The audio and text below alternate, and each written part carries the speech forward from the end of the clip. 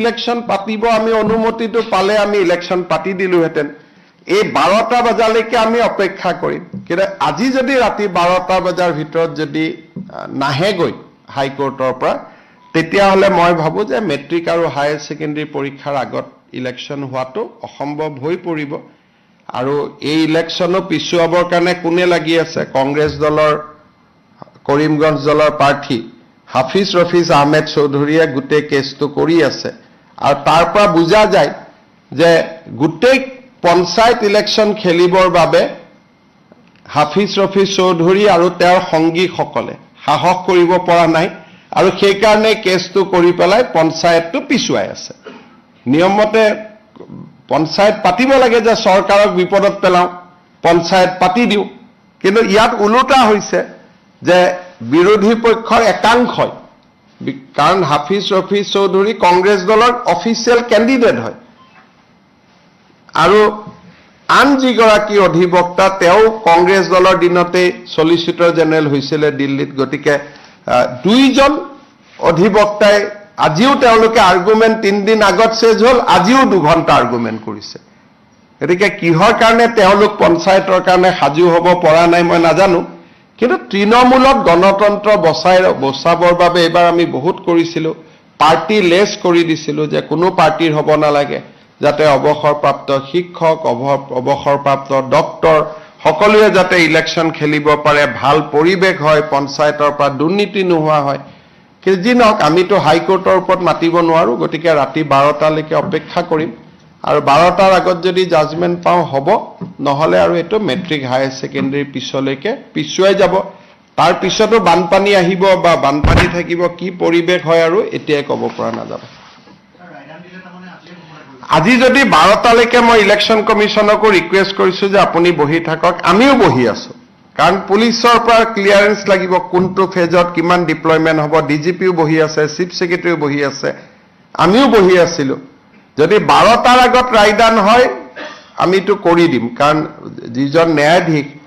মহা অধিবক্তাই কোৱা মতে তেওঁ কোৰ্টত কৈ গ'ল যে মই চেম্বাৰত গৈ জাজমেণ্টটো লিখি জাজমেণ্টটো দিম কিন্তু এতিয়াতো 8:45 হ'ল জাজমেণ্টটো আমি হাতত পোৱা নাই যদি 12টাৰ আগত জাজমেণ্ট হয় তেতিয়ালে হ'ব যদি 12টাৰ আগত জাজমেণ্ট নহয় উচ্চ ন্যায়ালয়ৰ বিপক্ষেতো আৰু আমি যাব নোৱাৰো গতিকে তাৰ পিছত যদি জাজমেণ্ট ভাল বেয়া হয় তাৰ পিছত এপিল কৰা বা প্ৰয়োজন সাপেক্ষে সুপ্ৰিম কোৰ্টলৈকেও যোৱা এটা লিগেল সিস্টেমত আমি সোমাই যাব লাগিব ভাল হলেতো কতো যাব নালাগে বেয়া হলে আকৌ ডিভিজন বেঞ্চ সুপ্ৰিম কোৰ্ট এটা দীঘলীয়া প্ৰক্ৰিয়া এটাত আমি সোমাই যাব লাগিব অসম চৰকাৰে বিচাৰিছিল যাতে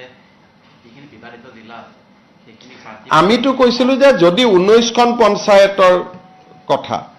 19খন পঞ্চায়ত বা সেই জিলাখনেকে কমপ্লিট বাদ দিয়ক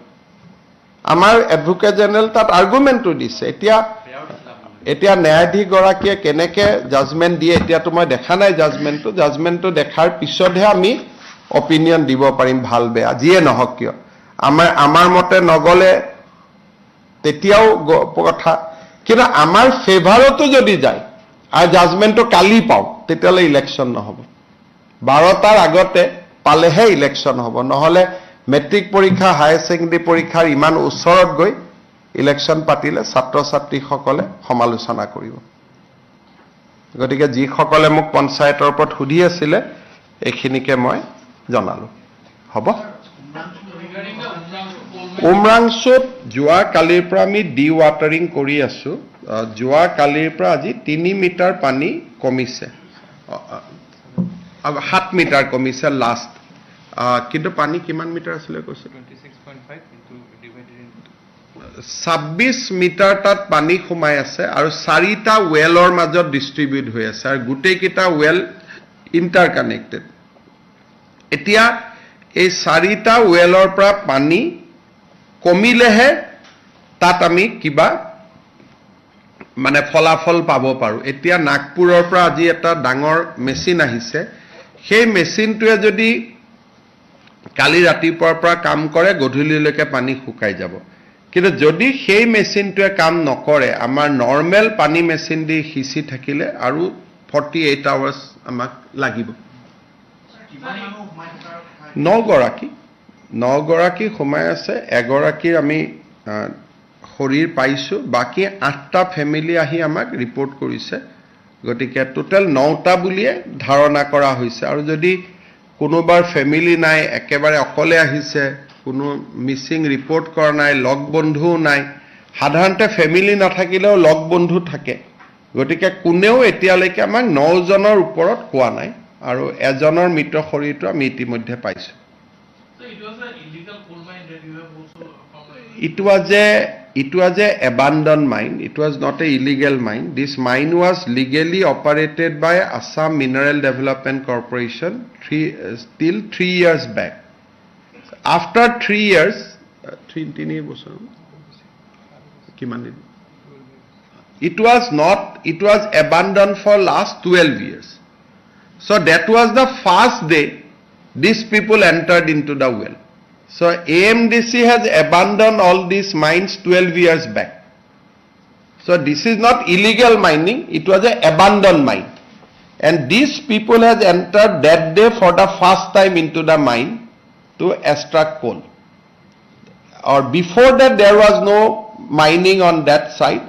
For the first day they have gone, and on the first day itself they have the accident. So can we say that they entered that mine for illegal rape? They have entered the mine illegally. Can I say it is there? I have already tweeted it long back, and I have also said that police has registered the case and police arrested the person also who brought these laborers into the mine already. And I tweeted long back, 4 days ago. The name of CM Devolal Gardosa is also... On police investigation it has not come. Police investigation, Punit Nunisa has come, we have arrested him. Now this is a human tragedy, there is no need to make politics out of it, so we have to look it at as a human tragedy.